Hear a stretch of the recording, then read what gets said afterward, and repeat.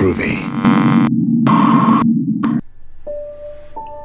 It was the summer of 1995 in the quiet Northern California town of Woodsboro. Two local high school students, 16 and 17-year-old Billy Loomis and Stu Mocker, would hatch a plan that would forever alter the course of their lives and the lives of many, many others. The murder of Maureen Prescott. Billy Loomis was popular amongst his classmates for his looks, his charm, cool attitude, and silver tongue. Stu Mocker, on the other hand, was a renowned class clown and one of the most well-liked students in attendance at Woodsboro High School, due in part to his hosting of parties. Both boys made good grades, and both stayed relatively out of trouble. From an outside perspective, one would see these two unassuming youths as your average small-town American teenagers. However, something much darker lurked beneath the surface, something they kept hidden from everyone. It was this kindred darkness that drew them to one another as children, something in them broken before birth. It was this innate imbalance and lack of empathy that kept them close. Neither one discussed this with the other. They didn't need to.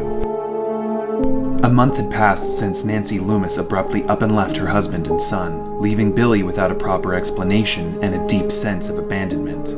Billy likely began to act out, taking out his frustrations on those around him, but more specifically on his best friend Stu Mocker, who for all intents and purposes was Billy's personal punching bag, but also the one person that admired Billy the most. Stu had an undying loyalty to Billy.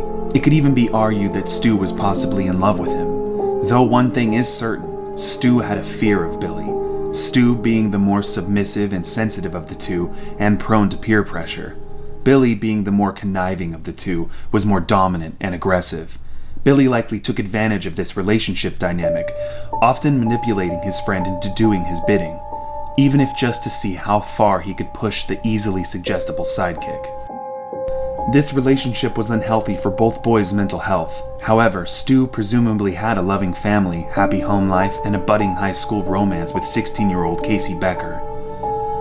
There was a sense of reality, safety, and healthy relationships that could hold the unstable, but mistaken for hyperactive, Stu Mocker together. Billy likely had resentment festering towards his father, Hank. He would often fantasize about killing him, even considering working up the courage to propose the idea to Stu. Billy would have assumed it was some wrongdoing of his father's that caused his mother to leave town and abandon him. Though Hank Loomis wouldn't take the blame, he'd almost ignore the situation entirely, leaving Billy to cast a large amount of blame on himself. What if he was the reason his mom abandoned him? Was he really so unlovable? Besides, even if he could blame it on Hank, Billy knew he couldn't bring himself to kill his own father. Thoughts like these would drive Billy mad. Luckily, Billy had a stable relationship with his high school sweetheart, Sydney Prescott, and as long as they were together, things were okay. Her father, Neil, even seemed to like him, though Neil was away on business trips often, but her mother, Maureen, she seemed to act a little strange when Billy came around. At least Billy would likely pick up on some sort of body language or signs from her, as he was rather cunning and perceptive. He stayed on her good side. He had heard things about Maureen, talk of her having an affair. A few names had been tossed in that ring, but most prominently was 32-year-old Cotton Weary. Billy cast those small-town rumors aside, as to not potentially upset Sydney, who seemed to turn the other cheek on such rumors. Mid-August 1995, Billy was approached by a stranger, 26-year-old Roman Bridger. Roman told Billy he had the answer to why his mom left, and that he could prove it. At first, Billy was angry with the stranger, until his desperation got the best of him. Roman took Billy back to a local motel just outside of town. Roman didn't talk much about himself, didn't give away any personal details. As he put it, he had his reasons.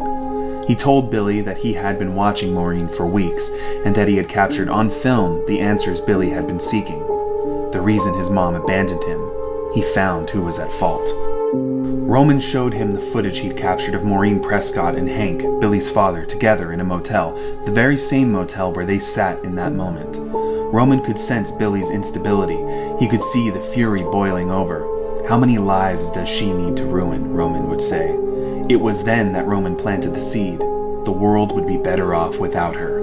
Billy agreed. Roman suggested the impossible, but to Billy, it was exactly the answer he'd been looking for.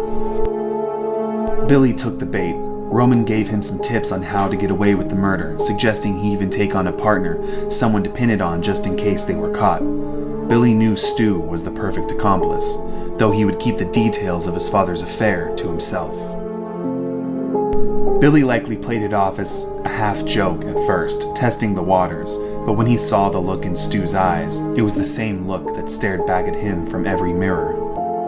Stu didn't take a lot of convincing. There was something sick in him that was hungry, and Billy's plan sounded like the perfect opportunity to satiate that craving.